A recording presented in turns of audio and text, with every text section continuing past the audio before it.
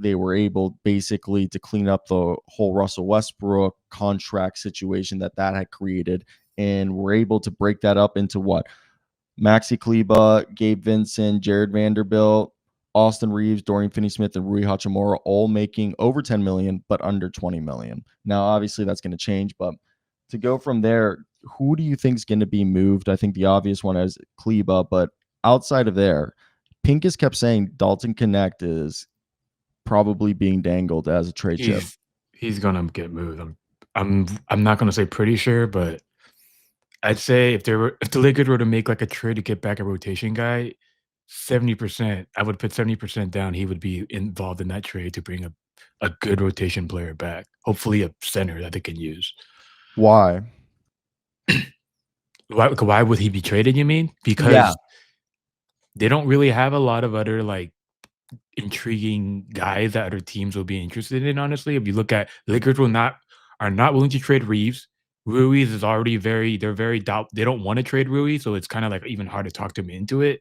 And the thing with the side note with the Lakers is they always like to value their guys. I like to call it Laker exceptionalism. They like to value their guys like better than like kind of like our shit doesn't stink kind of thing in a way. Like I know Laker fans don't want to hear that; they think it's BS, but it's true, you know. So Reeves, they don't want to trade Reeves. Ruiz, very iffy. They want to get back like a very, very, very good player if they're going to trade Rui. Gabe, I believe, is probably going to be in that package sort of to make the numbers work. He had a really good season for the Lakers, by the way, this past year, but I think he's just going to have to be the odd man out. Maxey, like you said, Dalton for sure. They're not trading Bronny James, right?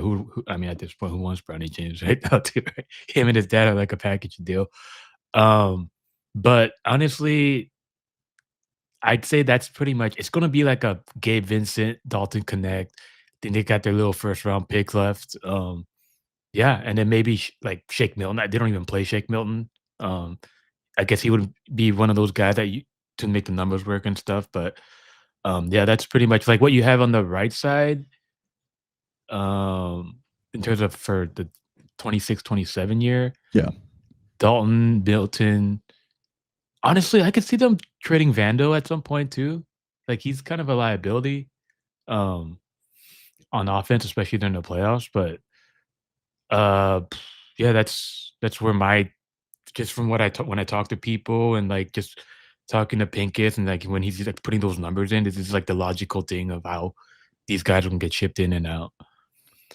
And to me, when we look at this situation, like you said, Kleba is the obvious one. He really didn't play with the team. He was just a throw-in salary. And Shake Milton has no guaranteed salary in this year's contract until July 20th. It becomes fully guaranteed. The assumption would be that they would probably make a deal before then, and then whatever team he gets traded to would cut him. And the biggest thing to me is looking at this and wondering who you're getting.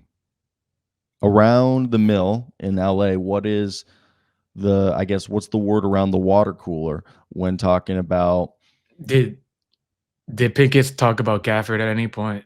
Yeah, but he's kind of said that whole ship has sailed and was starting to sail, and then 2 weeks later the whole Desmond Bain trade happens. So I think a deal like that is out of the window unless they're doing like a Goga Bitadze deal. So go. I mean, like you just said, like just that one trade, right? There's going to be so many more trades that come in, and they're like waves, right? Like in terms of like one wave comes in, and it kind of like changes how you prepare for things. Like these trades are just once they start coming in, we're going to start seeing all the dominoes are going to start dropping. Like I'd say the Lakers with Gafford is still might happen, but they're going to have to kind of work around it, especially with the optics, the Lakers and Nico Harrison and everything. But I'm pretty sure there's mutual interest there in terms of the Lakers and Gafford. I don't want to like don't aggregate me, right? As you like saying, but this is from what I hear from talking to people. But there's mutual like Gafford's team wants him in LA, either with the Clippers or the Lakers, but preferably with the Lakers because he can actually get a lot of playing time. And the Lakers obviously in terms of if you have a position, if you have a C next to your name, they're probably interested in you at this point with the Lakers. They're so desperate. However, Gafford might be out of their price range or might go somewhere else or might remain in Dallas. Who is somebody? Is it a Pirtle, a Vucevic? Like you said, the understanding, especially why Jackson Hayes got so much run, besides being a WME client, which, right, Bill Duffy, same guy as Luka Doncic. My whole thing was that Luka likes to have rim running big men that he can throw lobs to. That's what Luka likes. What is your thoughts then with plan B and C? Who could they go out for? And one guy Pincus said they wouldn't really be interested in is in Nick Claxton. So it seems like they want guys who are making under $20 million to be their center. And in our current NBA market, like what kind of player is under 20 million? Like they're not. I wouldn't even call them consistent rotation players, right? In terms of the playoffs and stuff. Like think those usually start at like 21, 22 maybe, in terms of like a guy you can count on every game to be a positive impact on your team in the playoffs. I know, like, I'm pretty sure you know too, but Jakob Porto during the trade deadline, they said they wanted at least 2 first round picks. So I know the Raptors they really value Jakob Porto, and I guess they kind of see with the center market, it's hard to find. They don't Centers don't grow on trees, right? Like especially centers that can rim run, protect the rim. Like those are very different from guys that are like the Miles Turner types where they can shoot threes, the Brook Lopez types where they can shoot threes. Um, and honestly, the Lakers need a center that can rebound because, like, honestly, if you bring in like a Brook Lopez or a Miles Turner, like those guys aren't like volume rebounder guys. Like you're gonna have to get a lot of other guys to crash the boards. So I'm not Palinka.